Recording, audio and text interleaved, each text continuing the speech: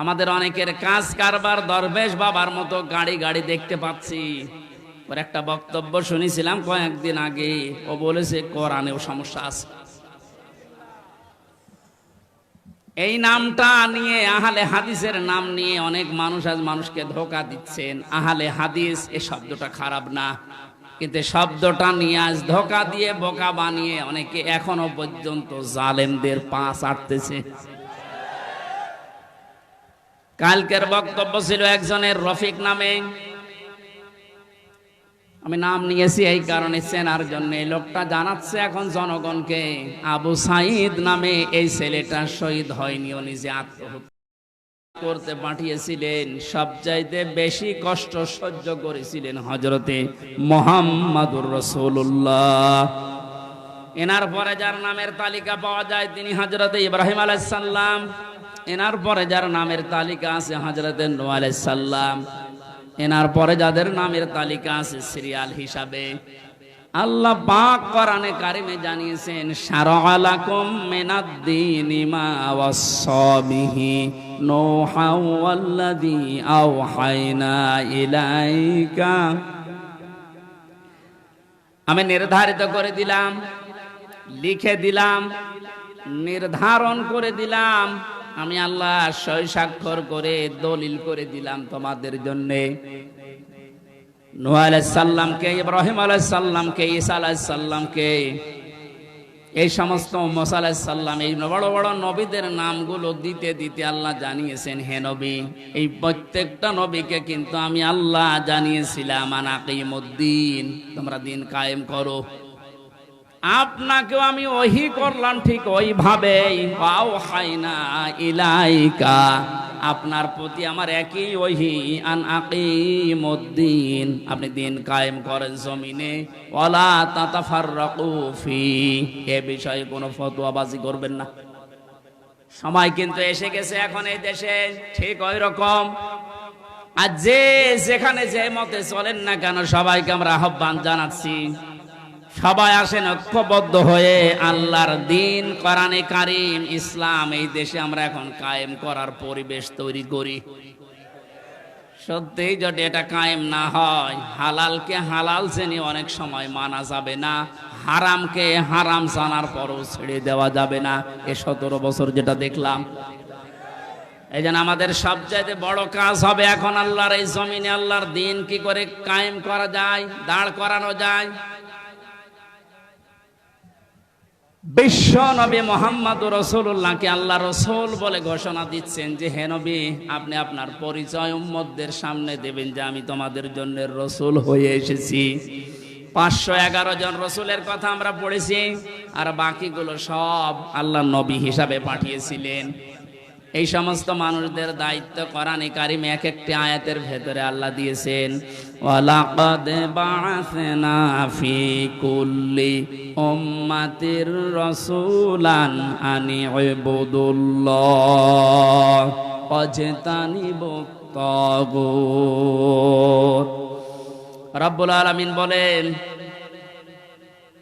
এ পৃথিবীর যত, ওয়ালাকাদ বা'আসনা ফি কুল্লি উম্মাতির রাসূলান, প্রত্যেকটি জাতির জন্য আমি আল্লাহ রাসূল পাঠিয়েছিলাম।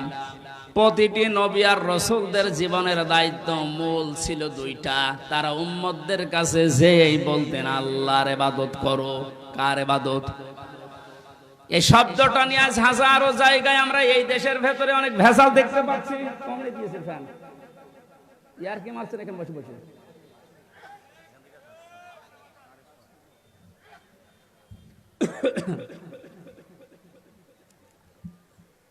এই যে ইবাদত, এই শব্দটা ব্যাপক অর্থবোধক একটা শব্দ।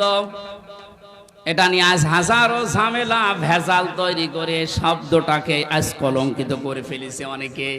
এই জন্য সতর্ক হওয়ার সময়, সংস্কারের সময় যখন চলছে, আমরা এখন সতর্ক এবং সংস্কার এই মন নিয়ে আমরা ইবাদত করব। আমার ইবাদতের ভেতরে যেন কোনো ভেজাল না আসে। গাড়ি গাড়ি ইবাদত করা লাগবে, কোরআনে আল্লাহ এমন দেয়নি। ইবাদত করো, আখলিস দীনাকা ইয়াকফিকাল আমালুল কলিল, তোমার ইমানটা যদি খাঁটি হয়, কাজকর্ম আমল যদি কম হয়, আমার আল্লাহ মাফ করে দেবে। আমাদের অনেকের কাজ কারবার দরবেশ বাবার মতো গাড়ি গাড়ি দেখতে পাচ্ছি। ওর একটা বক্তব্য শুনেছিলাম কয়েকদিন আগে, ও বলেছে কোরআনেও সমস্যা আছে। এই নামটা নিয়ে, আহলে হাদিসের নাম নিয়ে অনেক মানুষ আজ মানুষকে ধোঁকা দিচ্ছেন। আহলে হাদিস এই শব্দটা খারাপ না, কিন্তু শব্দটা নিয়ে আজ ধোঁকা দিয়ে বোকা বানিয়ে অনেকে এখনো পর্যন্ত জালেমদের পা চাটতেছে। কালকের বক্তব্য ছিল একজনের রফিক নামে, আমি নাম নিয়েছি এই কারণে চেনার জন্য। এই লোকটা জানাচ্ছে এখন জনগণকে, আবু সাইদ নামে এই ছেলেটা শহীদ হয়নি, ও নিজে আত্মহত্যা করেছে।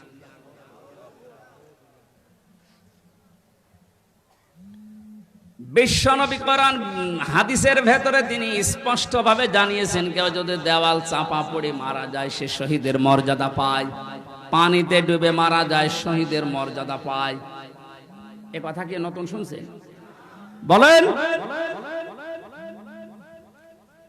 আগুনে পড়ে যদি কেউ মারা যায় সে যদি শহীদের মর্যাদা পায়, অ্যাক্সিডেন্ট করে মরলে যদি শাহাদাতের মর্যাদা পায়, এই পৃথিবীর ময়দানে জালেমদের জুলুমের সামনে মোকাবেলা করতে গিয়ে নিজের জীবনটা সে দিয়ে দিল, তাকে আপনি শহীদ বলতে আপনার অসুবিধা লাগে কোন জায়গায় বলেন তো দেখি?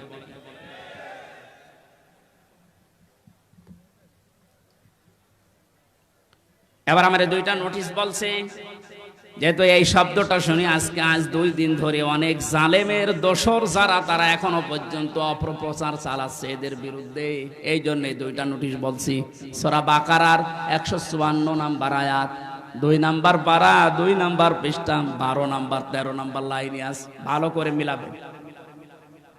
আল্লাহ পাক বলেন, ওয়ালা তাকুলু লিমান ইয়াকতালু ফি সাবিলিল্লাহি আমওয়াত বাল আহইয়াউ ওয়ালাকিন লা তাশউরুন।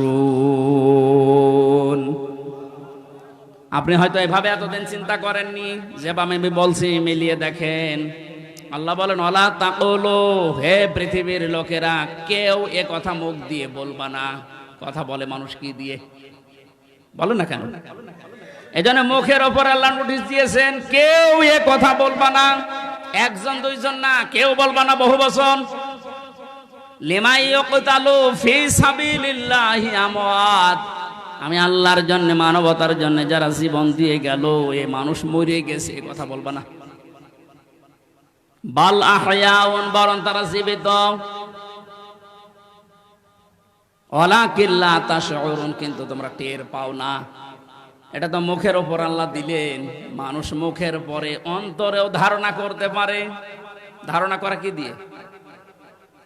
অন্তর দিয়ে মানুষ যেন ধারণাও না করে যে তারা শহীদ হয়নি, তারা এমনি মারা গেছে, কথা যেন ধারণাও না করে। সূরা আলে ইমরান 4 নম্বর পারার 11 নম্বর পৃষ্ঠার 9 নম্বর লাইনের 159 নম্বর আয়াতে আল্লাহ 69 নম্বর আয়াতে আল্লাহ জানিয়েছেন, ওয়ালা তাহসাবান্নাল্লাযীনা কুতিলু ফি সাবিলিল্লাহি আমওয়াতা বাল আহয়াউন ইনদা রাব্বিহিম ইরযাকুন। খুব খেয়াল করেন, অন্তর দিয়েও কেউ যেন ধারণা না করে যে ওরা মারা গেছে। আল্লাহ পাক বলেন, ধারণাও কোনোদিন করবি না যে ও মরে গেছে না। কারণ জীবন জালেমের সামনে নিজের জীবন দিয়ে দেওয়া তো সহজ কথা না। ওরা কিন্তু জীবিত আছে, ওরা জিন্দা। ইনদা রাব্বিহিম ইরযাকুন, তারা তাদের রবের কাছে রিজিক পাচ্ছে। সুতরাং আবু সাইদ রংপুরের এই ছেলেটা জালেমের সামনে দাঁড়িয়ে জীবনটা দিয়ে শাহাদতের মরণ পেয়েছে। এটা কোনোদিন আপনি মুখ দিয়ে যেন না বলেন যে লোকটা মরে গেছে, ধারণাও না করেন যে ও মরে গেছে না, ও শহীদ হয়েছে। কি হয়েছে? স্বাধীনভাবে কথা বলতে পারতাম না। পাশের জেলায় বাড়ি আমার, নাটোর, কুষ্টিয়া। এখানে দাওয়াত খেতে এসেছিলাম বিয়ের, তারপর আমার ঢুকতে দেয়নি। কোথায় ছিলাম আপনি টের পেয়েছেন? স্বাধীনতা পরাধীনতা কি আমরা 17 বছর টের পেয়েছি। স্বাধীনভাবে চলাফেরা করার, বাক স্বাধীনতা ফিরিয়ে দেওয়ার জন্য যে মানুষগুলো জীবন দিয়েছে, মাস্ট বি 100 ভাগ আমি বিশ্বাস করি ওরা সব শাহাদতের মর্যাদা পেয়েছে। এমনকি জালেমের জুলুমের শিকার হয়ে আয়না ঘরেও বহু মানুষ জীবন দিয়েছে, জেলখানার ভেতরে জীবন দিয়েছে। এমনকি কোরআনের পাখিকে অনেকে বলছে উনি স্বাভাবিকভাবে মারা গেছে, না আমি পাশের ছেলে ছিলাম, উনি 1 নম্বরে আমি 4 নম্বরে। আল্লামার সাথে আমার একদিন দেখা হয়েছিল মাত্র 10 মিনিটের জন্য। উনি এমনি মারা যায়নি, ওনাকে মেরে ফেলা হয়েছে। তার বাস্তব প্রমাণ ওনার মুখের হাসিটা। এখন ভিডিও বের হচ্ছে, জেলার আর সোফারের আত্মীয়রা তারা পরিচয় দিয়ে বলছে ওনাকে জোর করে সই করিয়ে বলেছে আপনি সই করেন, আপনাকে মুক্ত করে দেওয়া হবে নির্বাহী আদেশে।